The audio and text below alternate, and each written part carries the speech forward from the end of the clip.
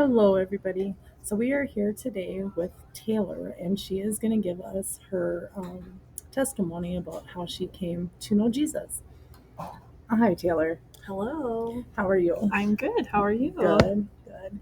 So, do you want to start maybe by just introducing yourself and then telling us how you grew up knowing Jesus? Yeah, sure. So my name is Taylor Howard. I'm 26. I was born in Montana and then moved here to North Dakota with my dad. Um, Basically, my whole life since I was born, my family was inducted into Jehovah's Witness religion. Um, it's definitely the hardest thing for me to talk about as I grew up, like learning about what the religion had in store for my family because of the trauma it caused a lot of us. Basically, my parents were the one to start studying, and for whatever reason, it really enticed them because they were never religious before. So I think it was something that my parents were missing in their life. So So, when when you say they started studying Jesus? they started studying with Jehovah's Witnesses. Oh, so okay, what their gotcha. opinion of Yep. Jesus is. Okay. So then when they had kids, they raised us in the religion. And growing up as a Jehovah's Witness, your relationship isn't focused on Jesus. They do believe in him, but your focus is mainly on being good enough for God. A lot of it is about your works, which I now know the Bible doesn't teach that, but Jehovah's Witnesses from a young age will teach you that your works are what save you. That's what deems you worthy to God, and their main focus is your relationship with God or Jehovah. So for me, it was really hard to find an actual relationship with God because I never felt like I was good enough, and they teach you that you are never good enough, no matter how many days you're in church or how many hours you're out in service, which is the door-to-door work that Jehovah's Witnesses are very notorious for. It's just a constant, you're never good enough. And now that I'm older and I see it differently, I do think it is a way of control for them to fearmonger people into not leaving the religion, not researching the religion, only listening to what these men are telling you is right and wrong, and not really researching the Bible. You're not supposed to question what they teach you about the Bible. They isolate you from the world. They teach you that if you try to research on your own, that's blasphemy and that's what an apostate does. So they really scare you into not looking outside the box and only listening to what the brothers in your congregation are teaching you. So for me, since I was little, my only relationship I had with God was just a fearful one. I was really scared of him. I never felt good enough, and it made me resent him. Which it breaks my heart to say that now because I know that's not who God is, but that's the number one takeaway I had growing up was that I didn't want to worship God because the God I knew was just very mean and judgmental, and I'd never be good enough anyway, so why should I care? So that's like the base premises of what it was like, besides all the other things of not celebrating holidays, not being allowed to have worldly friends,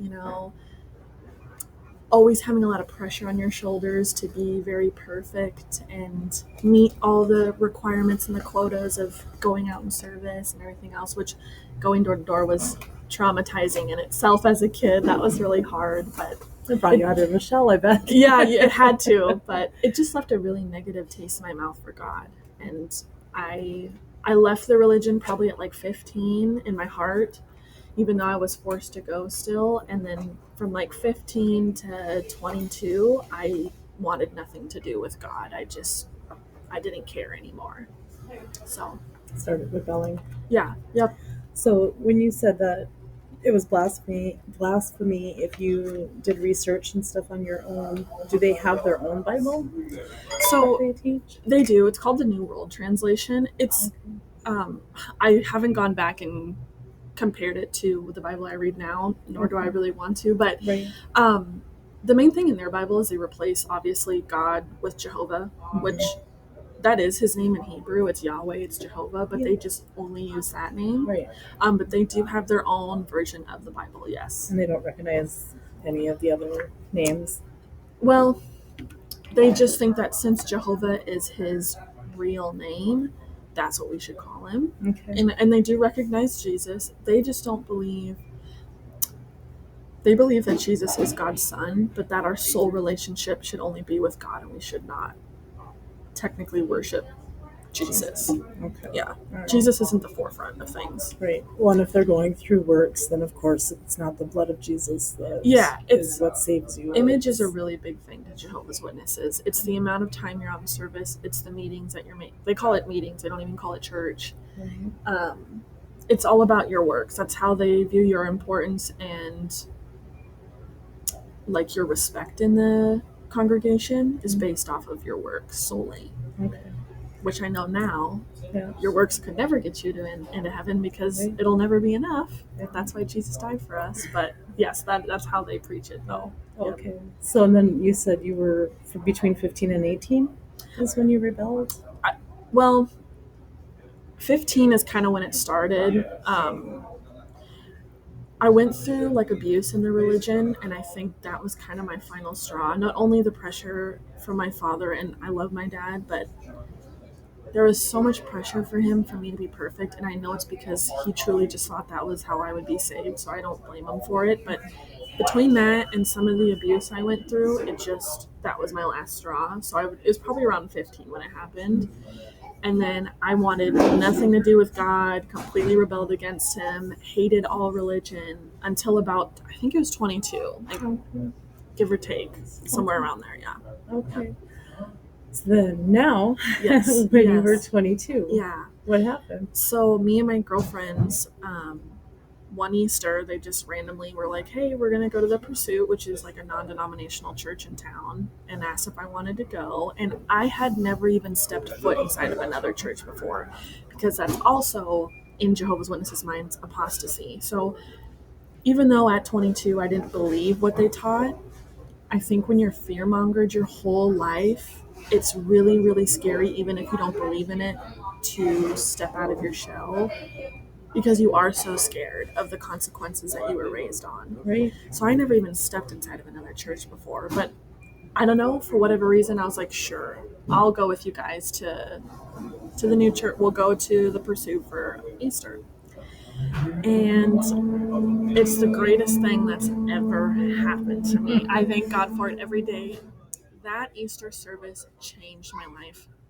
I know I was already emotional going into it because I was just nervous, but the overwhelming feeling I had during that service, even just walking into the church doors, I can't even explain it. It felt like 1,000 pounds were lifted off my shoulders.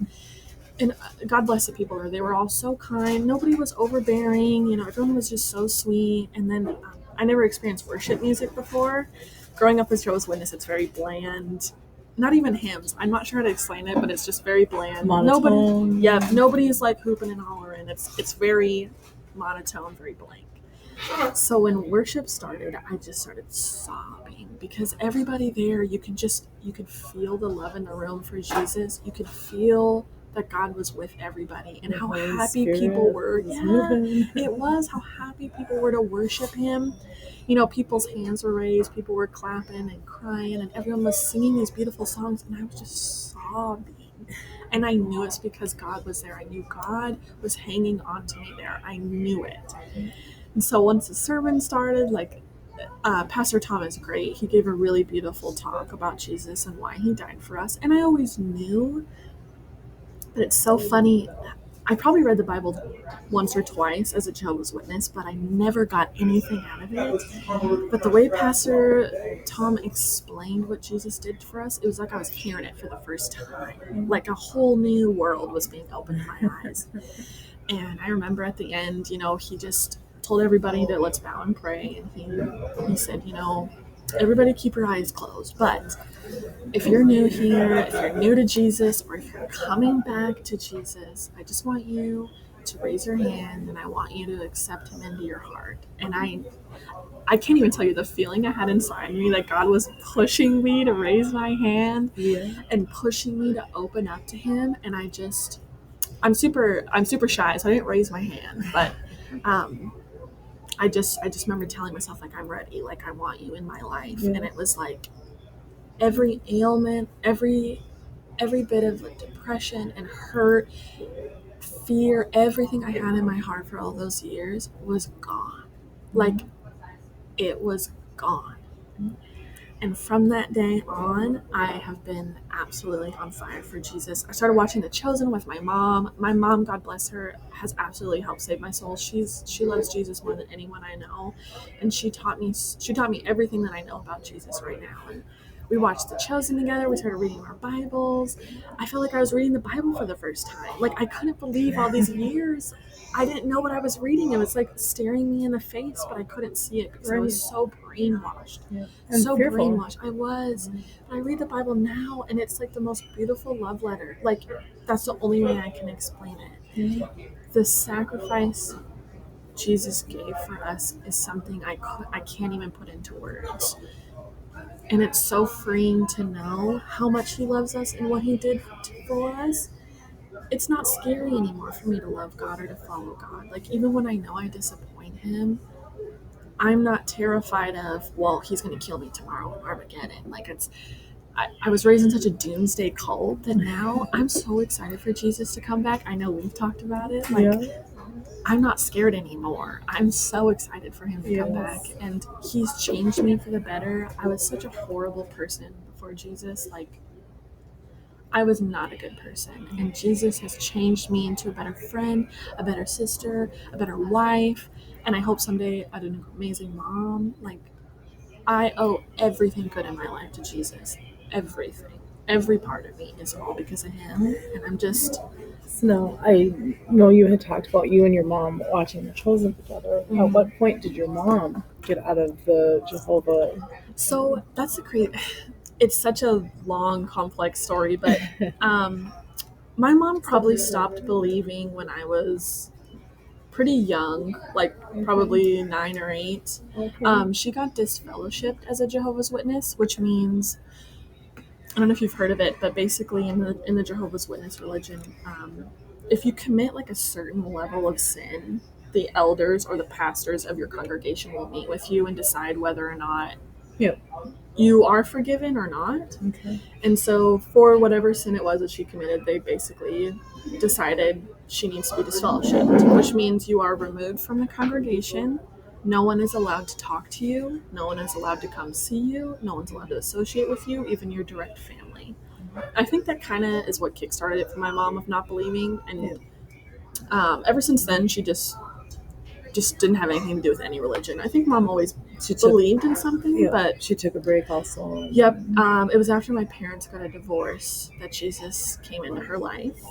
My mom was at a very low point after the divorce. It really destroyed her. And, not to get too personal because I don't want to speak on her story, but, she hit rock bottom. And I remember she called me one day and just said, I'm going to be okay. Everything's okay. And I was like, what are you talking about? Like, I'm glad to hear that, but what do you mean? Like, did you meet somebody? And she just told me, like, God saved her. God saved her and told her that she has to keep going and that He's going to be there for her. And my mom's done like a 180. She's so happy. She's so full of joy. I always say, like, there's a song that talks about this, that God's your portion when you don't have one. He fulfills you completely. That's what happened with my mama. The light in the darkness. He is, yeah. And I'm so grateful for that because she's what led me to Him. Absolutely, this second time around. So yeah. All right, awesome. Okay, so then today, a lot has changed. Yes. Yes, definitely. My journey looks a lot different than it did a few years ago. I think for me now is just I think I still fight over fears that I had before when I was younger. Like, I know that my relationship with God isn't transactional, but sometimes when I, slack off on reading the Bible, or I feel like I haven't been praying as much, or I let the world, my life, get too busy and I feel like I put God to the side, I still have that fear of like, oh no, like God doesn't love me anymore, or if He comes tomorrow, I'm not making it, So I think for me, I'm just working on those last bits of fear and trauma that I think I still hold on to a little bit. But reading the Bible it teaches me a lot, and obviously that's what God tells us to do. That's the only way to learn and get information about how we should be His disciples, and to learn the amount and vastness of his love and forgiveness is by studying. So that's kind of where I'm at now, is just trying to be more consistent and remembering to let go of the fears that I had that was taught to me by a religion and not by God. Yeah. So, And just yeah. let him lead you. Yeah, trust it. Yeah, you gotta trust in him fully. The more I lean on him, the more it hits me in the face. I'm like, this is what you're supposed to be doing all the time. It's just, it's easy to forget. Let your mind control you. I do it with my husband all the time. Like, it's helped my marriage a lot. Like, we may be really mad at each other sometimes, but I just I just ask God to take the anger out of my heart. And I tell you what, every time I do that, my husband comes around the stairs apologizing. Everything's great. I don't feel as bad because I know that I'm showing him the grace and mercy that God has shown me, and that is the least we can do. Yeah, for sure. Yeah, that's awesome. So if there's anything that you could tell anybody out there who's young and either just learning about Jesus or not knowing Jesus, what is the one thing that you think they should know? I'd say specifically for those that are younger, and specifically in the world that we live in right now, I know how dark it is and how hard it is for people to feel like they fit in, or that they're loved, that they're good enough, or what to do with their life, whatever it is. I do feel like the pressures are a lot heavier than they were maybe when I was a kid. But if I could tell anybody that's young, Jesus is the only way. He is the only way to live your life thoroughly, happily. It's the only way that you will find full peace with what you're going through, no matter the lows or the highs. He is literally the rock in the storm. He will not fail you ever. Like, I know people will in your life. Jesus won't. God will never fail you. God never leaves you. He's the only consistent, 100% true thing you'll have in your life. And it may not always feel like it, especially when you're first learning, but he's the only thing you need to, no matter what you're going through. And I think it's so important that young people realize, I think there's such a stigmatism on what religion is and what God is. And I think it's a shame people have put a negative spin on what God teaches and what the point is of following him. But all I can say is do your own research. Don't let other people influence you to be scared of God or to think he's bad and he's just going to judge everybody and everybody's going to hell. God doesn't want anyone to go to hell. He wants everyone to be freed through him. He wants everyone to love him, because loving him brings you the most joy in your life, and it'll bring the most amazing people into your life. You'll handle problems better. He'll get you through the trenches.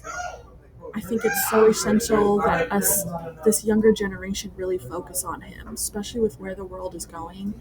It's so scary. Nothing is promised. Tomorrow isn't promised. We just don't know.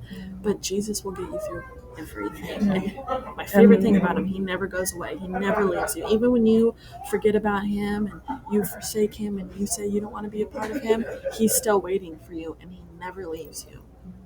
There's nothing you can never not be forgiven for or be saved from, ever. You're never too far gone. And the devil deceives. He does. Yeah. The devil will make you think that you're unsavable or unlovable, but that's not true. And I try to remind myself, God's going to be here for forever and ever, and he's going to win. The devil's not, and that's why he comes after you, and he's going to attack you because he knows what his future is. Yep. The end has already been written. Yeah, it has. The only guaranteed future is with God, and it's the best one. Yeah. So. All right. Awesome. Well, thank you, Taylor. Yeah, thank you for having me. Yes, absolutely. Appreciate it.